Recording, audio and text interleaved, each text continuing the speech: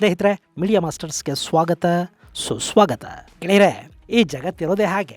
ನಾವು ಯಾರ ವಿರುದ್ಧ ಬೇಕಾದರೂ ಕೆಲಸ ಮಾಡ್ತೀವಿ, ಆದರೆ ನಾವು ಮಾಡಿದ ಕರ್ಮ ನಮ್ಮ ಬುಡಕ್ ಸುತ್ತಕೊಳ್ತಾ ಇದೆ ಅಂದ ಕೂಡಲೇ ವಿಕ್ಟಿಮ್ ಕಾರ್ಡ್ ಹಿಡ್ಕೊಂಡು ನಾನೇನು ತಪ್ಪು ಮಾಡಿದೆ, ನನಗೆ ಯಾಕೆ ಹಿಂಗೆಲ್ಲ ಆಗುತ್ತೆ ಅಂತ ಗೋಳಾಡೋದಕ್ಕೆ ಶುರು ಮಾಡ್ತೀವಿ. ಈಗ ಟರ್ಕಿ ಅದೇ ಕೆಲಸವನ್ನು ಮಾಡ್ತಾ ಇದೆ. ಆಪರೇಷನ್ ಸಿಂಧೂರ್ ಸಂದರ್ಭದಲ್ಲಿ ಅದರ ಆಚೆ ಕೂಡ ಭಾರತದ ವಿರುದ್ಧ ಪಾಕಿಸ್ತಾನಕ್ಕೆ ಎಲ್ಲ ರೀತಿಯಲ್ಲೂ ಸಹಾಯ ಮಾಡಿಕೊಂಡು ಬಂದ ಟರ್ಕಿ ಈಗ ಭಾರತಕ್ಕೆ ನಾವೇನ್ ದ್ರೋಹ ಮಾಡಿದೀವಿ, ಯಾಕೆ ಭಾರತ ನಮ್ಮ ಮೇಲೆ ಹಿಂಗ್ ಬೆಂಕಿ ಕಾರ್ತಾ ಇದೆ, ನಾವೇನು ಭಾರತದ ಜೊತೆ ಗಡಿ ಹಂಚ್ಕೊಳ್ತಾ ಇದೀವ, ಅವ್ರ ವಿರುದ್ಧ ನಾವ್ ಏನಾದರೂ ಮಾಡ್ತಾ ಇದೀವ, ಆದರೂ ನಮ್ಮ ವಿರುದ್ಧ ನಮ್ಮ ಶತ್ರುಗಳನ್ನ ಬಲಿಷ್ಠಗೊಳಿಸುವ ಕೆಲಸವನ್ನ ಭಾರತ ಯಾಕೆ ಮಾಡ್ತಾ ಇದೆ, ಈಗಲೂ ನಾವು ಭಾರತದ ಸ್ನೇಹವನ್ನೇ ಬಯಸೋದು ಅಂತೆಲ್ಲ ಟರ್ಕಿ ಮಾತಾಡೋದಕ್ಕೆ ಶುರು ಮಾಡಿದೆ. ಹಾಗಾದ್ರೆ ಇದ್ದಕ್ಕಿದ್ದಂತೆ ಟರ್ಕಿಯ ದನಿ ಬದಲಾಗೋದಕ್ಕೆ ಕಾರಣ ಏನು? ಟರ್ಕಿಯ ಅಕ್ಕಪಕ್ಕದಲ್ಲಿ ಭಾರತ ಏನು ಮಾಡ್ತಾ ಇದೆ, ಯಾಕೆ ಟರ್ಕಿ ಅದರಿಂದ ಹೆದರಿದಂತ ಆಡ್ತಾ ಇದೆ? ಬನ್ನಿ ನೋಡೋಣ.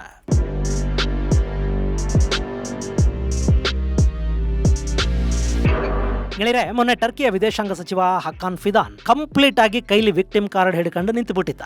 ಸಿಂಗಪೂರ್ ಅಲ್ಲಿ ಜೂನ್ 2ನೇ ತಾರೀಕು ಆಯೋಜನೆಗೊಂಡಿದ್ದ IISS ಅಂದ್ರೆ international institute for strategic studies ನ ಕಾರ್ಯಕ್ರಮವೊಂದರಲ್ಲಿ ಭಾಗವಹಿಸಿ ಮಾತನಾಡ್ತಾ ಇದ್ದ ಟರ್ಕಿಯ ಹಕಾನ್ ಫಿದಾನ್, ಭಾರತದ ಜೊತೆ ನಮಗೆ ಯಾವುದೇ ಗಡಿ ವಿವಾದ ಇಲ್ಲ, ಕೆಟ್ಟ ಇತಿಹಾಸ ಇಲ್ಲ, ನಮ್ಮಿಬ್ಬರ ನಡುವೆ ದ್ವಿಪಕ್ಷೀಯ ಸಮಸ್ಯೆಗಳು ಕೂಡ ಇಲ್ಲ, ಎರಡೂ ದೇಶಗಳ ನಡುವೆ ಉತ್ತಮ ಸಂಬಂಧ ಹೊಂದೋದಿಕ್ಕೆ ಬೇಕಾದ ಎಲ್ಲ ಕಾರಣಗಳು ಇವೆ, ನಾವು ಪಾಕಿಸ್ತಾನದ ಜೊತೆ ಫ್ರೆಂಡ್ಶಿಪ್ ಇಟ್ಕೊಂಡಿದೀವಿ ಅನ್ನೋದೇ ಇಲ್ಲಿ ಸಮಸ್ಯೆ ಅನ್ನೋದಾದ್ರೆ ಅಂಥ ಸಂಬಂಧಗಳನ್ನ ಸಾಕಷ್ಟು ದೇಶಗಳು ಇಟ್ಕೊಂಡಿವೆ. ಹೀಗಿರುವಾಗ ಭಾರತ ಮತ್ತು ಟರ್ಕಿ ಕೂಡ ನೇರ ದ್ವಿಪಕ್ಷೀಯ ಸಂಬಂಧಗಳನ್ನ ಇಟ್ಕೊಳ್ಳೋದಿಕ್ಕೆ ಏನ್ ಸಮಸ್ಯೆ, ನಮ್ ಬಗ್ಗೆ ಭಾರತ ಸಿಟ್ಟು ಮಾಡ್ಕೊಳ್ಳೋದು ಮುನಿಸ್ಕೊಳ್ಳೋದು ಬೇಡ ಅಂತ ಈ ಫಿದಾನ್ ಹೇಳಿದಾನೆ. ಇಲ್ಲಿ ಪಾಕಿಸ್ತಾನದ ಜೊತೆ ಟರ್ಕಿಯ ಸಂಬಂಧಗಳ ಕಾರಣಕ್ಕೆ ಭಾರತ ಟರ್ಕಿಯನ್ನು ದೂರ ಇಡ್ತಾ ಇದೆಯಾ? ಹೌದು. ಹಾಗಾದ್ರೆ ಅಂಥ ಸಂಬಂಧಗಳನ್ನ ಸಾಕಷ್ಟು ದೇಶಗಳು ಪಾಕಿಸ್ತಾನದ ಜೊತೆ ಇಟ್ಟುಕೊಂಡಿವೆಯಲ್ಲ. ಒಂದು ದೇಶ ಇನ್ನೊಂದು ದೇಶದ ಜೊತೆ ಶತ್ರುತ್ವವನ್ನ ಹೊಂದಿದೆ ಅಂದ ಕೂಡಲೇ ಆ ದೇಶದ ಮಿತ್ರರು ಅಥವಾ ಅದರ ಜೊತೆ ಉತ್ತಮ ಬಾಂಧವ್ಯವನ್ನ ಹೊಂದಿದವರೆಲ್ಲ ಆ ಮತ್ತೊಂದು ದೇಶವನ್ನ ದ್ವೇಷಿಸಬೇಕು ಅಂತೇನಿಲ್ವಲ್ಲ. ಈಗ ಉದಾಹರಣೆಗೆ ಭಾರತನೇ ಅಮೆರಿಕ ಮತ್ತು ರಷ್ಯಾ ಎರಡೂ ದೇಶಗಳ ಜೊತೆ ಉತ್ತಮ ಬಾಂಧವ್ಯವನ್ನೇ ಇಟ್ಕೊಳ್ಳೋದಕ್ಕೆ ಪ್ರಯತ್ನ ಪಡ್ತಾ ಇದೆ. ಹಾಗೆ ಇರಾನ್ ಮತ್ತು ಇಸ್ರೇಲ್ ಯುದ್ಧ ಮಾಡ್ಕೊಳ್ತಾ ಇವೆ. ನಮಗೆ ಇರಾನ್ ಜೊತೆಗೂ ಸಂಬಂಧ ಚೆನ್ನಾಗಿದೆ, ಇಸ್ರೇಲ್ ಜೊತೆಗೂ ಕೂಡ ಬಾಂಧವ್ಯ ಇದೆ. ಇಸ್ರೇಲ್ ಯಾವತ್ತೂ ಕೂಡ ಇರಾನ್ ನ ಜೊತೆ ಫ್ರೆಂಡ್ಶಿಪ್ ಅನ್ನ ನೀವು ಇಟ್ಕೊಂಡಿದ್ದೀರಿ, ಅವರ ದೇಶದಲ್ಲಿ ನಿಮ್ದೊಂದು ಪೋರ್ಟ್ ಕೂಡ ಡೆವಲಪ್ ಮಾಡ್ತಾ ಇದ್ದೀರಿ, ಅವರಿಗೆ ಯುದ್ಧದ ಸಮಯದಲ್ಲಿ ಆಹಾರ ಕೊಟ್ರಿ, ಔಷಧ ಕಳಿಸ್ಕೊಟ್ರಿ, ಮಾನವೀಯ ನೆರವುಗಳನ್ನ ಕೊಟ್ರಿ, ಹಿಂಗಾಗಿ ನಾವು ನಿಮಗೆ ಟೂ ಬಿಡ್ತಾ ಇದೀವಿ ಅಂತ ಎಲ್ಲೂ ಹೇಳಲೇ ಇಲ್ವಲ್ಲ. ಹೀಗಿರುವಾಗ ಟರ್ಕಿ ಪಾಕಿಸ್ತಾನದ ಜೊತೆ ಸ್ನೇಹ ಇಟ್ಕೊಂಡ್ರೆ ಭಾರತಕ್ಕೆ ಯಾಕೆ ಸಮಸ್ಯೆ ಆಗಬೇಕು, ಭಾರತ ಯಾಕೆ ಟರ್ಕಿಯನ್ನ ದ್ವೇಷ ಮಾಡಬೇಕು? ಇದು ಫಿದಾನ್ನ ಪ್ರಶ್ನೆ. ಇಲ್ಲಿ ಜಾಗತಿಕ ಸಂಬಂಧಗಳು ಬಹುತೇಕ ದ್ವಿಪಕ್ಷೀಯವಾಗೇ ಇರುತ್ತವೆ. ಯಾರೋ ಯಾರಿಗೋ ಶತ್ರುಗಳು ಅಂದ ಕೂಡಲೇ ಅವರ ಎಲ್ಲ ಮಿತ್ರ ದೇಶಗಳು ಶತ್ರುತ್ವವನ್ನ ಮೇಂಟೈನ್ ಮಾಡಬೇಕು ಅಂತೇನಿಲ್ಲ. ಆದ್ರೆ ಆ ಮೈತ್ರಿಗೆ ಕೂಡ ಒಂದು ಲಿಮಿಟ್ ಅಂತ ಇರುತ್ತೆ. ಅಂತಾರಾಷ್ಟ್ರೀಯ ಸಂಬಂಧಗಳು ಬ್ಯಾಲೆನ್ಸಿಂಗ್ ಆಗಿ ಇರದೇ ಇದ್ರೆ ಅಲ್ಲಿ ಶತ್ರುತ್ವ ಅಲ್ಲದೆ ಸ್ನೇಹ ಹುಟ್ಟೋದಕ್ಕೆ ಸಾಧ್ಯ ಆಗೋದಿಲ್ಲ. ಈಗ ಯುಕ್ರೇನ್ಗೆ ಸಹಾಯ ಮಾಡ್ತಾ ಇರೋ ಯುರೋಪಿಯನ್ ದೇಶಗಳ ಜೊತೆ ರಷ್ಯಾ ಯಾವ ರೀತಿಯ ಸಂಬಂಧ ಇಟ್ಕೊಂಡಿದೆ, ಇಸ್ರೇಲ್ ಬೆನ್ನಿಗೆ ನಿಂತ UAE ಜೊತೆ ಇರಾನ್ನ ಸಂಬಂಧಗಳು ಹೇಗಿವೆ, ಇಲ್ಲಿ ಟರ್ಕಿ ಹಾಗೂ ಪಾಕಿಸ್ತಾನದ ಸಂಬಂಧಗಳು ಮತ್ತು ಭಾರತದ ಸಂಬಂಧಗಳಿರೋದು ಹಾಗೇನೆ. ಟರ್ಕಿಯ ವಿದೇಶಾಂಗ ಸಚಿವ ಇವತ್ತು ಸಿಂಗಪುರದಲ್ಲಿ ನಿಂತ್ಕೊಂಡು ಭಾರತಕ್ಕೆ ನಾವು ಏನು ಅನ್ಯಾಯ ಮಾಡಿದ್ವಿ ಅಂತ ಕೇಳ್ತಾ ಇದ್ದಾನೆ. ಅವ್ರು ಏನು ಮಾಡಲಿಲ್ಲ ಅಂತ ಕೇಳಬೇಕು.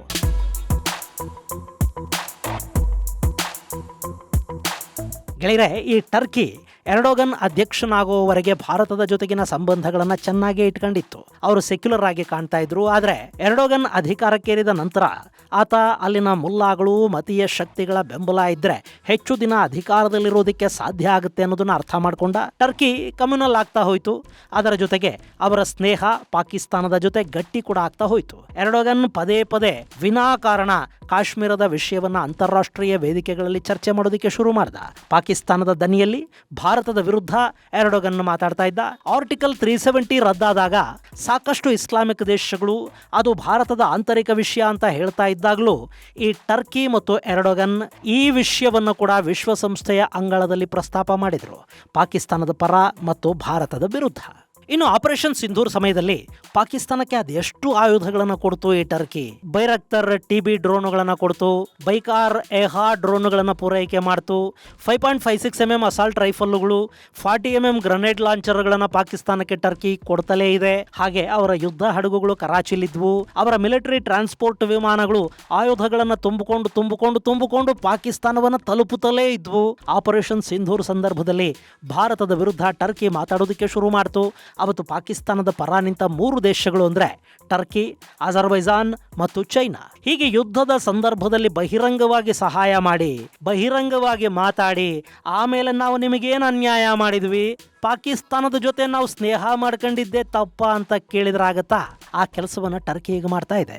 ಪಾಕಿಸ್ತಾನದ ಜೊತೆ ಸ್ನೇಹ ಇಟ್ಕೊಳ್ಳಿ, ಕೊಟ್ಟು ತಂದು ಮಾಡ್ಕೊಳ್ಳಿ, ಯಾರು ಬೇಡ ಅನ್ನೋದಿಲ್ಲ. ಆದ್ರೆ ಭಾರತದ ವಿರುದ್ಧ ಪಾಕಿಸ್ತಾನಕ್ಕೆ ಸಹಾಯ ಮಾಡಿದ್ರೆ ಅವರು ಭಾರತದ ಶತ್ರುಗಳಾಗ್ತಾರೆ.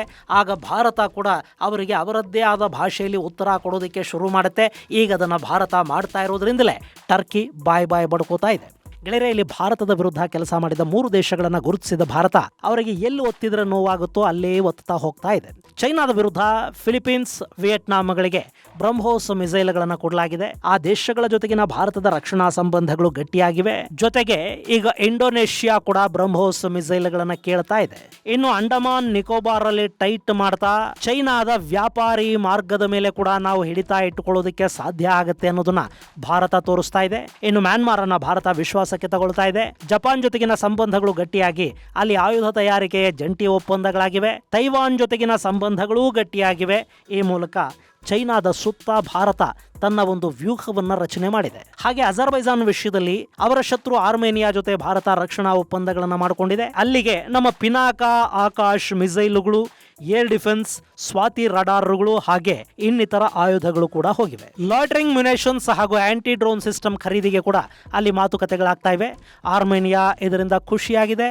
ಅವರ ಆತ್ಮವಿಶ್ವಾಸ ಹೆಚ್ಚಾದಷ್ಟು ಅಜರ್ಬೈಜಾನ್ ಆತಂಕಕ್ಕೀಡಾಗ್ತಾ ಹೋಗ್ತಾ ಇದೆ. ಅವರು ಇನ್ನು ಮುಂದೆ ಕೂಡ ಪಾಕಿಸ್ತಾನಕ್ಕೆ ಎಷ್ಟು ಸಪೋರ್ಟ್ ಮಾಡ್ತಾರೋ ಅಷ್ಟು ಆರ್ಮೇನಿಯಾ ಶಕ್ತಿಶಾಲಿ ಆಗ್ತಾ ಹೋಗುತ್ತೆ. ಇನ್ನು ಟರ್ಕಿ ಗೆಳೆಯರೆ, ಟರ್ಕಿ ಬಗ್ಗೆ ನಾನು ಈ ಹಿಂದಿನ ವಿಡಿಯೋದಲ್ಲಿ ನಿಮಗೆ ಹೇಳಿದ್ದೆ. ಟರ್ಕಿ ಮೆಡಿಟರೇನಿಯನ್ ಹಾಗೂ ಏಜಿಯನ್ ಸಮುದ್ರದಲ್ಲಿ ಬ್ಲೂ ಹೋಮ್ಲ್ಯಾಂಡ್ ಡಾಕ್ಟ್ರಿನ್ ಅನ್ನ ಶುರು ಮಾಡಿದೆ. ಅದನ್ನ ಟರ್ಕಿಶ್ ಭಾಷೆಯಲ್ಲಿ ಮಾವಿ ವತನ್ ಅಂತ ಅವರು ಕರ್ಕೋತಾರೆ. ಇದರ ಪ್ರಕಾರ ಗ್ರೀಸ್ ಹಾಗೂ ಸೈಪ್ರಸ್ ಗಳಿಗೆ ಸೇರಿದ ಎಕ್ಸ್ಕ್ಲೂಸಿವ್ ಎಕನಾಮಿಕ್ ಝೋನ್ ಗಳನ್ನ ಕೂಡ ಟರ್ಕಿ ಆಕ್ರಮಿಸಿಕೊಳ್ತಾ ಹೋಗ್ತಾ ಇದೆ. ಅಲ್ಲವರ ಯುದ್ಧ ಹಡಗುಗಳು ಸಂಚರಿಸ್ತಾ ಇವೆ. ಅಲ್ಲಿನ ದ್ವೀಪಗಳಲ್ಲಿ, ಸಮುದ್ರದಲ್ಲಿ ತೈಲ, ಗ್ಯಾಸ್ ಅನ್ನ ಟರ್ಕಿ ಹುಡುಕಾಡ್ತಾ ಇದೆ. ಗ್ರೀಸ್ಗೆ ಸೇರಿದ ಸಮುದ್ರ ವ್ಯಾಪ್ತಿಯಲ್ಲಿ ಡ್ರಿಲ್ಲಿಂಗ್ ಮಾಡುತ್ತೆ.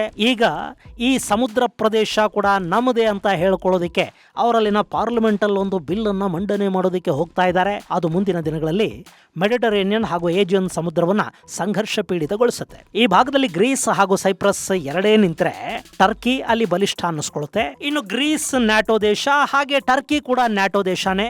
ಒಂದು ನ್ಯಾಟೋ ದೇಶ ಇನ್ನೂ ಒಂದು ನ್ಯಾಟೋ ದೇಶದ ಮೇಲೆ ಬಿದ್ದರೆ ಏನು ಮಾಡಬೇಕು ಅನ್ನೋ ಬಗ್ಗೆ ಅಲ್ಲಿ ಸ್ಪಷ್ಟವಾದ ಯಾವ ಕಾನೂನುಗಳು ಇಲ್ಲ. ಹೀಗಾಗಿ ಯಾರು ಬಲಿಷ್ಠರಾಗಿ ಕಾಣ್ತಾರೋ ನ್ಯಾಯದ ತಕ್ಕಡಿ ಅವ್ರ ಕಡೆಗೆ ವಾಲತ್ತೆ. ಸೊ ಅಲ್ಲಿ ಗ್ರೀಸ್, ಸೈಪ್ರಸ್ ಆತಂಕದಲ್ಲಿರುವಾಗ ಅವ್ರ ಬೆನ್ನಿಗೆ ಭಾರತ ನಿಲ್ತಾ ಇದೆ. ಇಸ್ರೇಲ್ ಕೂಡ ಅಲ್ಲಿ ಟರ್ಕಿಯ ವಿರುದ್ಧ ಸೈಪ್ರಸ್, ಗ್ರೀಸ್ಗಳನ್ನ ಒಳಗೊಂಡಂತೆ ಮೆಡಿಟರೇನಿಯನ್ ನ್ಯಾಟೋ ಥರದ್ದೊಂದನ್ನ ಮಾಡಿಕೊಳ್ಳೋದಕ್ಕೆ ಭಾರತ ಸಹಾಯವನ್ನು ಕೂಡ ಮಾಡಿದೆ. ಅಷ್ಟೇ ಅಲ್ಲ, ಭಾರತ ಈ ಗ್ರೀಸ್, ಸೈಪ್ರಸ್ಗಳಿಗೆ ಬ್ರಹ್ಮೋಸ್ ಕೊಡೋ ಸಾಧ್ಯತೆಗಳು ಕೂಡ ಇವೆ. ಜೊತೆಗೆ ಗ್ರೀಸ್ಗೆ ಸೈಪ್ರಸ್ ಮೂಲಕ ಭಾರತ UAVಗಳನ್ನ ಸರಬರಾಜು ಮಾಡ್ತಾ ಹೋಗುತ್ತೆ. ನಾಗಾಸ್ತ್ರ ಡ್ರೋನ್ಗಳು ಪಾಕಿಸ್ತಾನದ ವಿರುದ್ಧ ಆಪರೇಷನ್ ಸಿಂಧೂರ್ ಸಂದರ್ಭದಲ್ಲಿ ಅತ್ಯದ್ಭುತವಾಗಿ ಕೆಲಸ ಮಾಡಿದ್ವು. ಬೈರಕ್ತರ್ ಡ್ರೋನ್ಗಳಿಗಿಂತ ಅತ್ಯುತ್ತಮ ಸಾಮರ್ಥ್ಯವನ್ನ ಇವು ತೋರಿಸಿದ್ವು. ಹೀಗಾಗಿ ನಮಗೂ ನಾಗಾಸ್ತ್ರ ಕೊಡಿ ಅಂತ ಸೈಪ್ರಸ್ ಕೇಳಿದೆ. ಅಲ್ಲಿಂದ ಅವು ಗ್ರೀಕ್ಗೆ ಕೂಡ ಹೋಗುತ್ತವೆ ಅನ್ನೋದು ಟರ್ಕಿಯ ಆತಂಕ. ಇಲ್ಲಿ ಗ್ರೀಸ್, ಸೈಪ್ರಸ್ಗಳನ್ನ ಬಳಸಿಕೊಂಡು ಭಾರತ ಮತ್ತು ಇಸ್ರೇಲುಗಳು ಟರ್ಕಿಯ ಸುತ್ತ ಒಂದು ಅರ್ಧಚಂದ್ರಾಕಾರದ ಆಯುಧ ಕೋಟೆಯನ್ನ ಕಟ್ಟಿದ್ರೆ ಟರ್ಕಿಯ ಶಕ್ತಿ ಕ್ಷೀಣ ಆಗುತ್ತೆ. ಅಫ್ಕೋರ್ಸ್ ಇಲ್ಲಿ ಇಸ್ರೇಲ್ ಹಾಗೂ ಭಾರತಗಳು ಟರ್ಕಿಯ ಜೊತೆ ನೇರವಾಗಿ ಯುದ್ಧ ಮಾಡೋದಿಲ್ಲ. ಅದಕ್ಕೆ ನ್ಯಾಟೋ ಅಡ್ಡಿ ಬರಬಹುದು. ಆದರೆ ನ್ಯಾಟೋ ದೇಶಗಳು ಎರಡು ಯುದ್ಧ ಮಾಡುವಾಗ ಆಯುಧ ಸರಬರಾಜು ಮಾಡೋದ್ರಲ್ಲಿ ತಪ್ಪೇನಿಲ್ಲ. ಅದನ್ನು ಇಸ್ರೇಲ್, ಭಾರತಗಳು ಮಾಡಿದರೂ ಕೂಡ ಟರ್ಕಿ ಸಮಸ್ಯೆಗೆ ತುತ್ತಾಗುತ್ತೆ. ಇಲ್ಲಿ ಭಾರತ ಗ್ರೀಸ್, ಸೈಪ್ರಸ್ಗೆ ಬ್ರಹ್ಮೋಸ್ಗಳನ್ನು ಕೊಡುತ್ತೆ ಅನ್ನೋದು ಈಗಾಗಲೇ ಎರ್ಡೋಗನ್ನ ನಿದ್ದೆ ಕಿತ್ಕೊಂಡಿದೆ. ಜೊತೆಗೆ ಗ್ರೀಸ್ ಜೊತೆ long range land attack cruise missiles LRLACMಗಳ ಜಂಟಿ ನಿರ್ಮಾಣದ ಬಗ್ಗೆ ಕೂಡ ಭಾರತ ಚರ್ಚೆ ಮಾಡ್ತಾ ಇದೆ. ಇಲ್ಲಿ ಗ್ರೀಸ್ ಮತ್ತು ಭಾರತ ಜಂಟಿಯಾಗಿ ಈ ಮಿಸೈಲ್ಗಳನ್ನು ನಿರ್ಮಾಣ ಮಾಡಿದರೆ ಭಾರತದ ಆಯುಧಗಳನ್ನು ಗ್ರೀಸ್ಗೆ ಯುದ್ಧದ ಸಮಯದಲ್ಲಿ ಕೂಡ ಎಷ್ಟು ಬೇಕೋ ಅಷ್ಟು ಕೊಡೋದಕ್ಕೆ ನ್ಯಾಟೋದ ಕಾನೂನುಗಳು ಅಡ್ಡಿ ಆಗೋದಿಲ್ಲ. ಜಂಟಿ ತಯಾರಿ ನೋಡಿ, ಹೀಗಾಗಿ ಅದರ ಮೇಲೆ ಅವರಿಗೆ ಹಕ್ಕಿರುತ್ತೆ. ಅದು ಎಕ್ಸ್ಪೋರ್ಟ್ ಅಂತ ಅನ್ನಿಸ್ಕೊಳ್ಳೋದಿಲ್ಲ. ಆ ಮಿಸೈಲುಗಳು ಗ್ರೀಸ್ಗೆ ಸಿಗ್ತಾ ಹೋದ್ರೆ ಟರ್ಕಿಯ ಏರ್ ಡಿಫೆನ್ಸ್, ರಡಾರ್, ಅವರ ನೌಕಾಪಡೆ ಇದ್ಯಾವುದು ಉಳಿಯೋದಕ್ಕೆ ಸಾಧ್ಯ ಆಗದ ಪರಿಸ್ಥಿತಿ ನಿರ್ಮಾಣ ಆಗುತ್ತೆ. ಇನ್ನವರ ರಫೇಲ್ ಯುದ್ಧ ವಿಮಾನಗಳಿಗೆ ಬ್ರಹ್ಮೋಸ್ ಅನ್ನ ಅಳವಡಿಸಿಕೊಡೋದಕ್ಕೆ ಕೂಡ ಭಾರತ ಒಪ್ಪಿಗೆಯನ್ನು ಕೊಟ್ಟಿದೆ. ಇದು ಟರ್ಕಿಯನ್ನ ಸದ್ಯಕ್ಕೆ ಆತಂಕಕ್ಕೆ ದೂಡ್ತಾ ಇರೋ ವಿಷಯ.